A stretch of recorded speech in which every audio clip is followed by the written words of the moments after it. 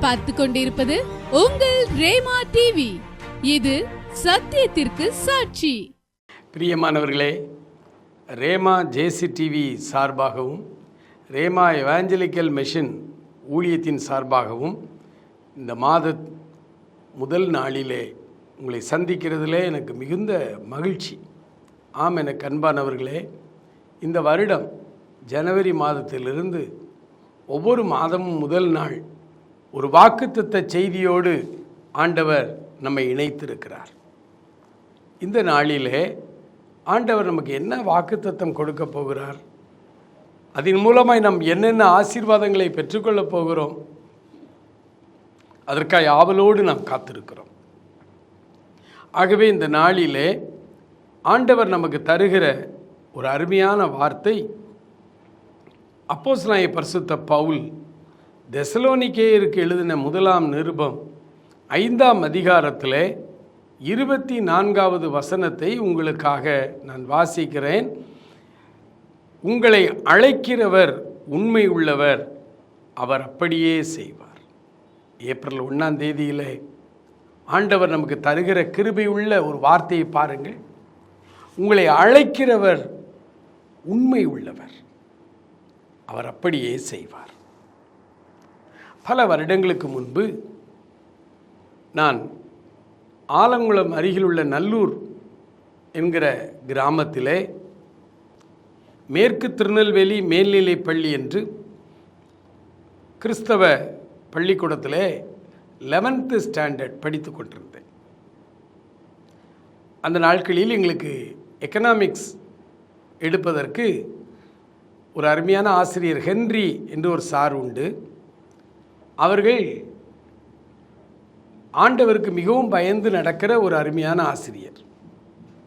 ஆகவே அவர்கள் ஒரு காரியங்களை பாடம் நடத்தும் பொழுதெல்லாம் எங்களோடு கூட ஆண்டவரை பற்றியும் பேசுவார்.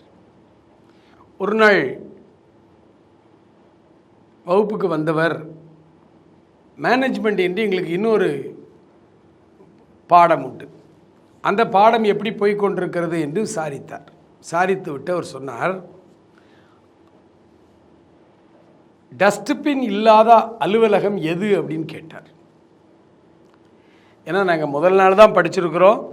ஆஃபீஸ் மேனேஜ்மெண்ட்டில் அலுவலகத்தில் இருக்க வேண்டிய பொருட்கள் அப்படின்னு ஒரு கேள்வி, அது பொது தேர்வில் வரும்.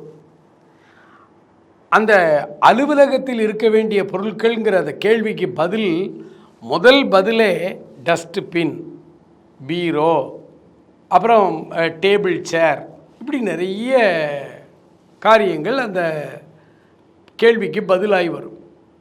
முதல் பதிலே டஸ்ட்பின் தான். ஒரு ஆஃபீஸ் அப்படின்னா டஸ்ட்பின் இருக்கணும். இப்போ இவர் சார் எங்கிட்ட கேட்டார், டஸ்ட்பின் இல்லாத அலுவலகம் எது அப்படின்னு கேட்டார். எங்களுக்கு தெரியல சார் அப்படின்னு சொன்னோம். உடனே அவர் சொன்னார், இயேசுநாதர் ஆஃபீஸில் தான் டஸ்ட்பின் கிடையாது அப்படின்னார். எங்களுக்கு ஒரே ஆச்சரியம். இது ஏன் சார்? ஏன்னா இயேசுநாதர் தப்பாக எழுதவே மாட்டார். டஸ்ட்பின் எதுக்கு? நம்ம ஏதாவது எழுதும் பொழுது அல்லது வேலை செய்யும் பொழுது அங்கே ஒரு தவறாயிட்டு தேவையில்லைன்னா அந்த பேப்பரை சுருக்கி அதை நம்ம டஸ்ட்பினில் போடுவோம். ஆனால் இயேசு கிறிஸ்து ஒரு நாள் கூட அவர் தவறே செய்ய மாட்டார். Praise the Lord. சொன்னார், சார் சொன்னார், அது இள வயதில் எங்களுடைய உள்ளத்தில் அப்படியே பதிஞ்சிருச்சு. இங்கே பவுல் அப்போஸ்தலன் சொல்லுகிறார், உங்களை அழைக்கிறவர் உண்மை உள்ளவர். ஆண்டவர் உண்மை உள்ளவர். அவர் எப்படி தவறே செய்ய மாட்டார் என்று நம்ம வேதத்திலே படிக்கிறோமோ, அதே போல நம்மை அழைக்கிறவர் உண்மை உள்ளவர். ஒரு நாள் தன்னைத்தானே மறுதலிக்க மாட்டார். ஒரு நாளும் அவர் பொய் சொல்ல, அவர் மனுபுத்திரனும் அல்ல, மனுஷனும் அல்ல. அவருடைய பெயரே சத்தியம். நானே வழியும் சத்தியமும் ஜீவனுமாய் இருக்கிறேன் என்று அவர் சொல்லுகிறதை பார்க்கிறோம். அவர்தான் உண்மை உள்ளவர்.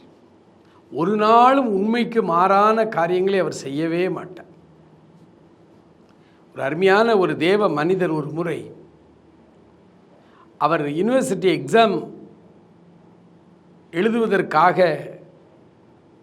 அவர் ஆயத்தப்பட்டார். அவர் ஒரு ஊழியக்காரர், நிறைய இடங்களில் பிரசங்கிக்க போகிறவர். படிப்பதற்கே அவருக்கு நேரம் இல்லாமல் போய்விட்டது.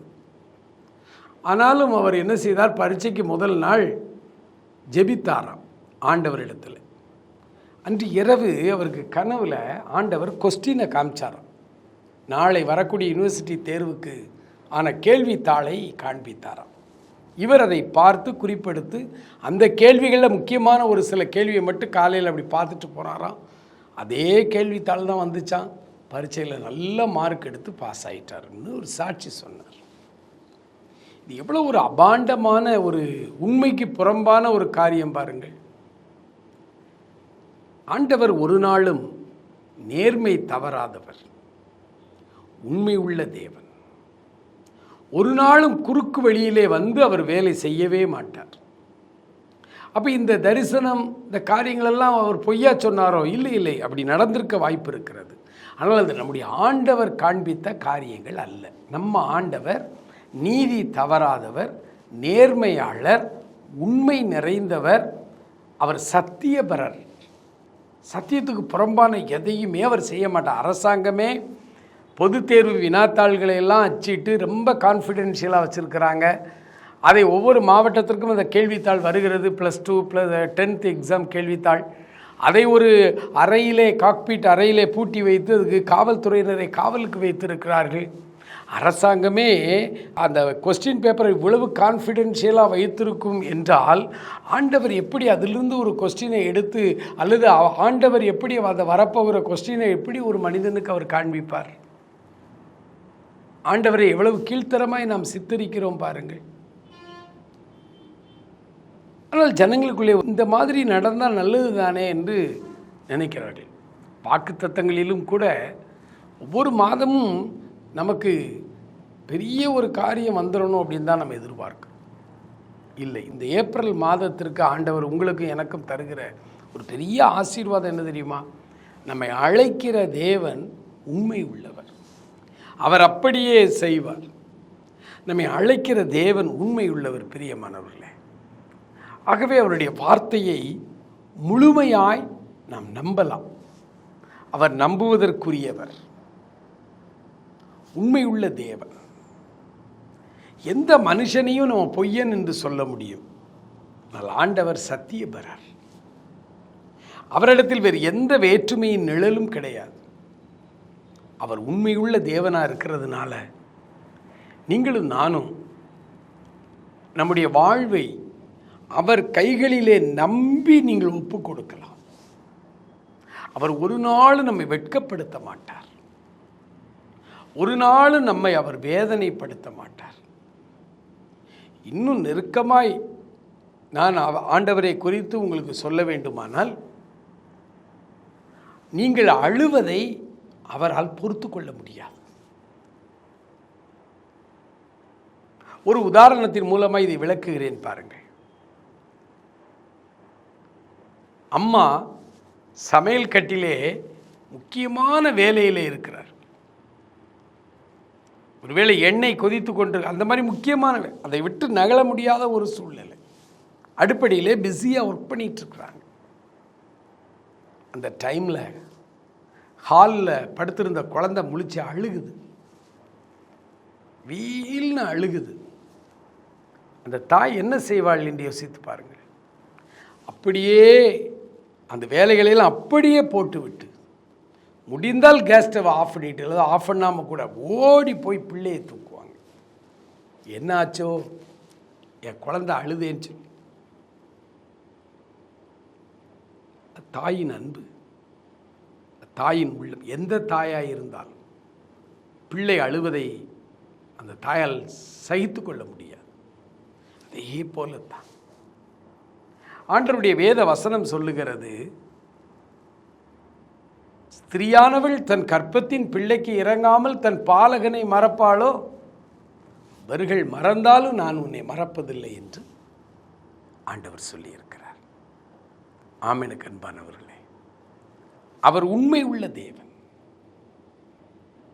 அவர் எதிலெல்லாம் நம்முடைய வாழ்க்கையில் அவர் உண்மை உள்ளவராக இருக்கிறார் என்று பாருங்கள். அவர் சொல்கிறாரு, என் மகனே, என் மகளே, உன் இதயத்தை எனக்கு தா, உன்னுடைய சின்ன வாழ்வை என் கைகளிலே கொடு, நான் அதை நன்மையாய் மாற்றுவேன். அவர் சொன்னவர் உண்மை உள்ள தேவன். நீங்கள் அவருடைய வார்த்தைகளை நம்பி விசுவாசித்து ஏற்றுக்கொண்டு அவர் கைகளிலே உங்கள் வாழ்க்கையை நீங்கள் அர்ப்பணிக்கும் பொழுது உண்மையுள்ள தேவன், தான் சொன்னதிலே உண்மையாயிருக்கிற தேவன் உங்கள் வாழ்வை மாற்றுவார். உங்கள் கவலைகள், கஷ்டங்கள், கண்ணீர், உங்களுடைய பாரம் எல்லாம் மாறி போகும். ஆண்டவராய் இயேசு கிறிஸ்துவை நான் என்னுடைய 22வது வயதிலே சொந்த இரட்சகராய் ஏற்றுக்கொள்ளும் பொழுது என்னுடைய வாழ்க்கை முற்றிலுமாய் மாறியது. அவர் உண்மை உள்ளவர் என்று நான் உங்களுக்கு சாட்சியாகவே நான் வாழ்ந்து கொண்டிருக்கிறேன். கிட்டத்தட்ட 40 ஆண்டுகள், இது 40வது ஆண்டு. எத்தனையோ வாழ்க்கையில் ஏற்ற தாழ்வுகள், 40 ஆண்டு காலம் ஆண்டவரின் வாழ்க்கையில் உண்மை உள்ளவராகவே இருந்தவர். ஒரு நாளும் அவர் என்னை கைவிடவில்லை, ஒரு நாளும் அவர் என்னை விட்டு விலகவில்லை. 22 வயதிலே எந்த எதிர்பார்ப்பும் இல்லாமல் வாழ்வை, என் இருதயத்தை ஆண்டவருக்கு ஒப்புக் கொடுத்தேன். பெற்றுக்கொண்டார். அதை நவமான இருதயமாய் மாற்றிக்கொண்டே இருக்கிறார். அவரிடத்தில் என் வாழ்வை நான் அர்ப்பணித்த அந்த வினாடியிலே என் வாழ்வை முற்றிலுமாய் மாற்றினார். என் வாழ்வு மாறியது. இனம் புரியாத ஒரு சந்தோஷம், ஒரு மகிழ்ச்சி எனக்குள்ளே வந்தது. நான் ஆண்டவரை ஏற்றுக்கொண்டதினாலே ஆரம்ப நாட்களில் எத்தனையோ எதிர்ப்புகள் எங்களுக்கு வந்தது, எத்தனையோ எதிர்ப்புகள், அப்புறம் கேலி கிண்டல்கள், அவமானங்கள், நையாண்டிகள் நிறைய வந்தது. அதையெல்லாம் நாங்கள் தாங்கி கொண்டு அதை கடந்து வருவதற்கு காரணம் என்ன? அவர் உண்மை உள்ளவராய் இருந்தார். அழைத்த தேவன் எங்களை ஆசீர்வதித்தார். அழைத்த தேவன் எதற்கு ஒரு மனிதனை அழைக்கிறார் தெரியுமா? ஆசீர்வதிப்பதற்காக. ஏசாயா எழுதுகிறார், உங்கள் தகப்பனாகிய ஆபிரகாமை பாருங்கள், உங்கள் தாயாகிய சாராளை நோக்குங்கள். அவன் ஒருவனாய் இருக்கையில் நான் அவனை அழைத்து ஆசீர்வதித்தேன். உண்மையுள்ள ஆண்டவர், நம்மை அழைக்கிற தேவன், உண்மையுள்ள ஆண்டவருடைய கரங்களிலே நம்முடைய வாழ்வை உண்மையாக நாம் அர்ப்பணித்தால், வேதம் சொல்லுகிறது, நம்முடைய வாழ்வை மாற்றுவதிலும் நம்மை ஆசீர்வதிப்பதிலும் அவர் உண்மை உள்ளவராயிருக்கிறார். உலக வரலாற்றில் நீங்கள் யாரை வேண்டுமானாலும் எடுத்துக்கொள்ளுங்கள், ஆண்டவரை பின்பற்றி வந்தவர்களை ஒரு நாளும் அவர் வெறுமையாய் அனுப்பினதே இல்லை. தாவீது தன்னுடைய வாழ்வின் அனுபவத்திலே இதை சொல், நான் இளைஞனாய் இருந்தேன், இப்பொழுது முதிர் வயது உள்ளவனும் ஆனேன். என் ஜீவிய சரித்திரத்திலே நீதிமான் கைவிடப்பட்டதையும் அவனுடைய சந்ததி அப்பத்துக்கு இறந்து திரிகிறதையும் நான் காணவில்லை என்று எழுதுகிறார். ஆண்டவரை நம்பி அவர் பின்னால் ஒரு மனிதன் வந்துவிட்டால், ஆண்டவரை நம்பி தன் எளிய வாழ்க்கையை, சின்ன வாழ்க்கையை அவர் கைகளிலே ஒப்பு கொடுத்து விட்டால், இறுதி வரை நம்மை ஆசீர்வதித்து நம்மை கரை சேர்க்கும் வரை அவர் நம்முடைய வாழ்க்கையிலே உண்மை உள்ளவராகவே இருக்கிறார். அநேக நேரங்களிலே நமக்கு ஒரு சந்தேகங்கள் வரும். பிரதர், ஆவிக்குரிய வாழ்வுக்கு நான் என்னை அர்ப்பணித்து வந்துவிட்டேன், ஆனாலும் என்னுடைய வாழ்க்கையிலே பிரச்சனைகள் தான் இருக்கிறது, போராட்டங்கள் தான் இருக்கிறது, கஷ்டத்திற்கு மேல் கஷ்டம் வருகிறது, நஷ்டத்திற்கு மேல் நஷ்டம் வருகிறது. அன்பானவர்களே, சார்லஸ் மீட் என்று ஒரு பாதிரியார், ஆங்கில நாட்டைச் சேர்ந்தவர், ஒரு மிஷனரி, தென் தமிழகத்துக்கு வந்தார். தென் தமிழகத்திலே சாதி கொடுமை தலைவிரித்து ஆடிய அந்த காலகட்டம். அந்த உயர் ஜாதியினர் தவிர வேறு எந்த ஜாதியினரும் பெண்களும் மேலே ஆடை அணியக்கூடாது, வெற்றுடம்போடு தான் அவர்கள் இருக்க வேண்டும். இது ஒரு சட்டம், சட்டமே போட்டிருந்தார்கள். பெண்களின் மார்புக்கு வரி வேறு விதித்திருந்தார்கள். அந்தந்த அளவுக்கு தக்க வரிகள் விதிக்கப்பட்டிருந்தது. அதாவது மிக கேவலமான ஒரு சாதிய தீண்டாமை தென் தமிழகத்திலே இருந்தது. சார்லஸ் மீட் வந்தார். அவர் இந்த அவல நிலையை, சமுதாயத்திலே நடக்கிற இந்த கேவலமான, மிருகத்தை விட கேவலமாய் மற்ற ஜாதியினர் நடத்தப்படுவதை பார்த்து வெகுண்டெழுந்தார். அன்றைக்கு இருந்த ஆங்கில அரசாங்கத்தோடு சண்டையிட்டார். ஆங்கில அரசாங்கம் அதை கண்டுகொள்ளவில்லை. ஏனென்றால் அவர்களுடைய மத பிரச்சனைகளிலே, அவர்களுடைய சாதி பிரச்சனையிலே தலையிட்டால் நம்முடைய ஆட்சிக்கு பிரச்சனை வரும் என்று ஆங்கிலேயர்கள் அதை கண்டுகொள்ளாமல் இருந்தார்கள். ஆனால் மிஷினரிகளுடைய உள்ளம் கொதித்தது.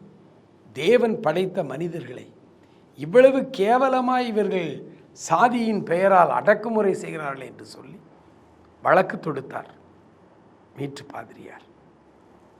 ஒரு கட்டத்தில் கிறிஸ்தவ மதத்திற்கு மாறின எல்லா பெண்களும் மேலாடை அணிந்து கொள்ளலாம் என்று திருவிதாங்கூர் அங்குள்ள கோர்ட்டில் வெற்றி பெற்று சமஸ்தானத்திலிருந்து அந்த அனுமதியை வாங்கினார். சார்லஸ் மீட்டினுடைய மனைவி, அந்த மிஷினரி அம்மா, குப்பாயம் என்று பழைய தமிழில் அழைக்கப்படுகிற பெண்கள் மேலே அணியக்கூடிய ஒரு ஆடையை உற்பத்தி செய்தார். நூல்களை கொண்டு நெய்தார்கள். நெய்து அதை பெண்களுக்கு கொடுத்தார்கள். ஆலயங்கள் நிரம்பி வழிந்தது.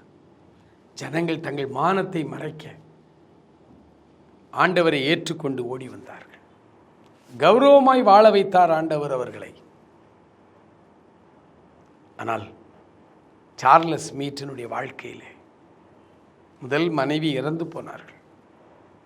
2 சின்ன குழந்தைகளை விட்டு அவர்கள் மரித்து போனார். சிறு வயதிலே மரித்து போனார்கள். உடனே மிஷினரி சங்கத்தாருடைய அனுமதியோடு மற்றும் ஒரு திருமணம் பண்ணினார். அவர்களுக்கும் இவருக்குமே குழந்தைகள் பிறந்தது. எதிர்பாராத விதமாய் முதல் மனைவிக்கு பிறந்த குழந்தைகளும் ஒன்றன்பின் ஒன்றாய் மரித்து போக ஆரம்பித்தது. அந்த வேதனைகளை தாங்கிக் கொண்டுதான் தமிழக பெண்கள் அவர்களுக்கு தங்கள் மானத்தை மறைப்பதற்கான அடிப்படை உரிமைகளுக்காக போராடி கொண்டிருந்தார். 2வது மனைவியும் இறந்து போனார்கள். இந்த நாட்டினுடைய தட்பவெப்ப நிலை அவர்களுக்கு ஒத்துப்போகவில்லை. 3வதாக நம்முடைய நாட்டைச் சேர்ந்த ஒரு பெண்ணை திருமணம் செய்தார். 5-6 பிள்ளைகள் பிறந்தார்கள். அந்தோ பரிதாபம்! எல்லா பிள்ளைகளும் இள வயதிலே, சிறு வயதிலே மரித்து போனார்கள். 3வது மனைவியும் மரித்து போனார்கள். வாழ்க்கையிலே எத்தனை உபத்திரவங்கள், எத்தனை வேதனைகள்! ஆனால் சார்லஸ் மீட் தன்னுடைய வரலாற்றில் அவர் கூறுகிறார், என்னை அழைத்த தேவன் உண்மை உள்ளவர். எப்படி அவர் சொல்லுகிறார்?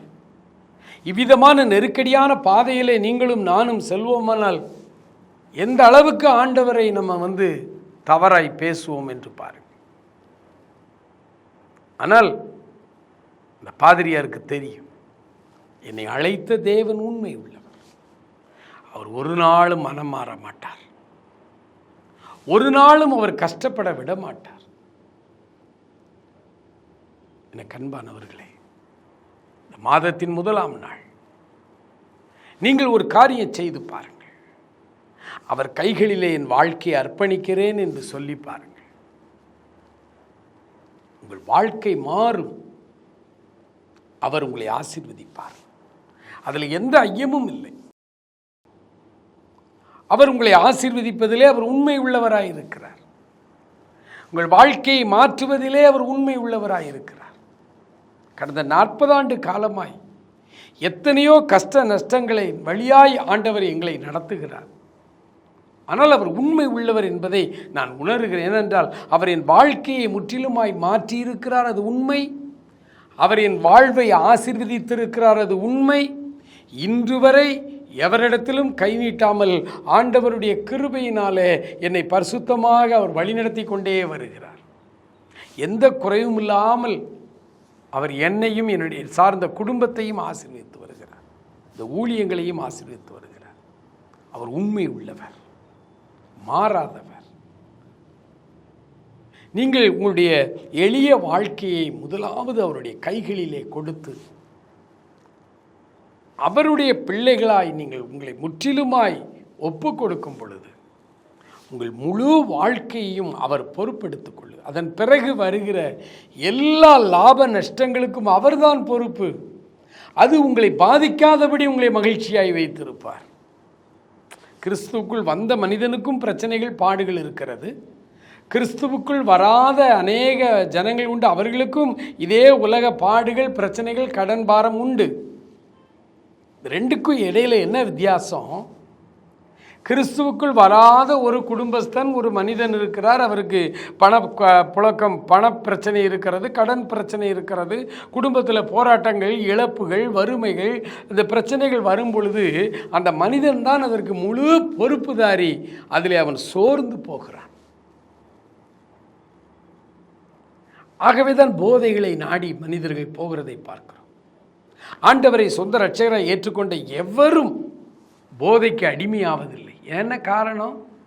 இவர்கள் முழுமையாய் ஆண்டவருக்கு தங்கள் வாழ்வை ஒப்பு கொடுத்திருக்கிறதுனாலும், ஆண்டவர் உண்மை உள்ளவராய் இருக்கிறதுனால எல்லா பொறுப்பையும் இப்பொழுது அவர் தன்மேல் சுமந்து கொள்ளுகிறார். நாம மகிழ்ச்சியோடு வாழ்ந்து அந்த பிரச்சனைக்கு நடுவிலும் மகிழ்ச்சியாய் வாழ முடியும். அது ஆண்டவருடைய பிள்ளைகளாகிய நீங்களும் நானும் தான். ஏனென்றால் அவர் உண்மை உள்ளவர். அவரிடத்தில் நீங்கள் கேட்டீங்கன்னா, வாழ்வை மாற்றுவதிலே நான் உண்மை உள்ளவராயிருக்கிறேன். என்ன காரணம் தெரியுமா? கல்வாரி சிலுவையிலே உனக்காக, உன்னுடைய சகல போராட்டங்களுக்காக, பிரச்சனைகளுக்காக நான் சிலுவையிலே இந்த பாவத்தை சுமந்து தீர்த்தேன். நீ விடுதலையாக வாழ வேண்டும், நீ ஆசீர்வாதமாய் வாழ வேண்டும், நீ ஆண்டவரோடு இணைக்கப்பட வேண்டும் என்பதற்காக சிலுவையிலே இரத்தத்தை சிந்தி என் ஜீவனை கொடுத்தேன். நான் எப்படி என் மரண பரியந்தம் நான் உண்மை உள்ளவராயிருந்தேன், அதே போல என் மகனே, என் மகளே, உன் வாழ்க்கையை எங்களுக்கு ஒப்புக்கொடு. உன்னுடைய மரண பரியந்தம் நான் உனக்கு உண்மையாயிருந்து உன்னை ஆசீர்வதிப்பேன் என்று இந்த மாதத்திலே அவர் உன்னோடும் என்னோடும் அவர் பேசி கொண்டிருக்கிறார். உண்மையுள்ள இந்த அருமையான ஆண்டவரிடத்தில் இந்த ஏப்ரல் முதல் நாளிலே நம்மையும் நம்முடைய குடும்பத்தையும் அவர் பாதத்திலே அர்ப்பணித்து மன்றாடுவோமா? அன்பு நிறைந்த எங்கள் பரலோக பிதாவே, இந்த ஏப்ரல் மாதத்திற்காக நன்றி செலுத்துகிறோம் அப்பா. புது வருடம் துவங்கி 3 மாதங்களை நாங்கள் கடந்து இந்த 4வது மாதத்திலே நாங்கள் வந்திருக்கிறோமே. ஆண்டவரே, உமக்கு நன்றி நன்றி நன்றி ஆண்டவரே. ஹல்லேலூயா ஹல்லேலூயா ஹல்லேலூயா.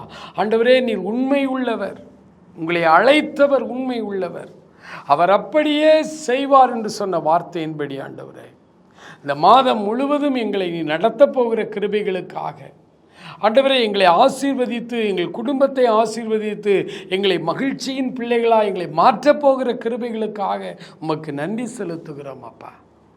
எங்களுடைய சின்ன இருதயத்தை, எங்களுடைய சின்ன வாழ்வை ஆண்டவரே, அநித்தியமான இந்த உலக வாழ்வில் எங்களுடைய வாழ்வை, எங்களுடைய தனிப்பட்ட ஆண்டவரே காரியங்களை, ஆவி, ஆத்மா, சரீரத்தை உம்முடைய சமூகத்தில் அர்ப்பணிக்கிறோம் அப்பா. ஏற்றுக்கொள்ளும். எத்தனை பேர் இப்பொழுது என்னோடு கூட இந்த ஜெபத்தில் ஈடுபட்டு தங்கள் ஆவி, ஆத்மா, சரீரத்தை உம்முடைய கைகளிலே தருகிறார்களோ அவர்கள் ஒவ்வொருவரையும் அவருடைய வாழ்வை மாற்றி அவர்களை ஆசீர்வதிப்பதிலே நீர் உண்மை உள்ளவராயிருக்கிறீர் என்பதை இந்த மாதம் கண்டுகொள்ள கர்த்தர் உதவி செய்தார்கள். ஆண்டவரே, உமக்கு நன்றி அப்பா, நன்றி ஆண்டவரே. ஒவ்வொரு குடும்பத்தையும் இப்பொழுது ஆசீர்வதிப்பீராக, ஒவ்வொரு வாசகர்களையும் ஆசீர்வதிப்பீராக, தொலைக்காட்சியிலும் மற்ற வலைதளங்களிலும் பார்த்து கொண்டிருக்கிற ஒவ்வொருவரையும் பேர் பேராய் தொட்டு நீர் ஆசீர்வதியும். அவருடைய பலவீனங்கள் மாறட்டும், அவருடைய சுகவீனங்கள் மாறட்டும், அவருடைய கட்டிகள் மறையட்டும் இயேசுவின் நாமத்தில். இப்பொழுதே உம்முடைய வல்லமை உம்முடைய பிள்ளைகளை தொடுவதாக என்று சொல்லி ஜெபிக்கிறோம். இந்த நேம் ஆஃப் ஜீசஸ் லார்ட். ஒவ்வொருவரையும் குணமாக்குவீராக, ஒவ்வொருவரையும் சரி செய்வீராக. ஆண்டவரே, சேஷமாய் அவருடைய கடன் பாரங்கள் எல்லாம் மாறட்டும் இயேசுவின் நாமத்தில். கடன்களை மன்னித்து அவர்களை மன்னித்தவர்கள் கடன்களை மாற்றுவீராக என்று சொல்லுது. ஏற்ற வழிவாசல்கள் இந்த ஏப்ரல் மாதத்திலே திறக்கட்டும். அடைக்கப்பட்ட வாசல்கள் இந்த மாதத்திலே நம்முடைய பிள்ளைகளுக்கு திறக்கட்டும். நம்முடைய பிள்ளைகளை ஆசீர்வதிப்பதிலே நீர் உண்மை உள்ளவர் என்பதை நம்முடைய பிள்ளைகள் கண்டுகொள்ள கர்த்தர் அனுக்கிரகம் பாராட்டும்படி ஜெபிக்கிறோம். ஆமென். உடைய பிள்ளைகளை நீர் தொடுகிறதற்காய் ஸ்தோத்திரம். உடைய அன்பின் வல்லமை இறங்குகிறதற்காய் ஸ்தோத்திரம். தொடர்ந்து உடைய பிள்ளைகளை காத்துக்கொள்ளும், வழிநடத்தும், ஆசீர்வதியும். இயேசு கிறிஸ்துவின் நல்ல நாமத்தில் ஜெபிக்கிறோம் எங்கள் அருமை பிதாவே. ஆமேன், ஆமேன்.